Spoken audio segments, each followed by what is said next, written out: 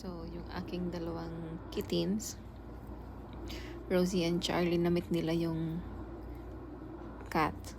Yung cat na yan, actually, ang tawag ng asawa ko dyan is bully cat. Tingnan mo yung mukha niya, napakatapang. Pero yung mukha niya parang all. Bakit siya tinawag na bully cat ng asawa ko?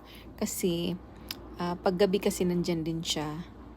Then, merong kaming mga raccoon dyan, o kay opossum.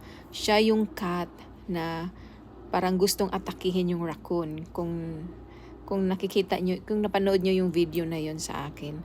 So, yun yung aking Charlie. Yung aking Charlie ang medyo aggressive. Parang gusto niyang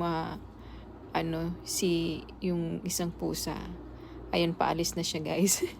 Kasi hindi naman siya makapasok. So, curious yung aking dalawang baby. By the way, guys, like and subscribe to my channel. Bye! Mwah!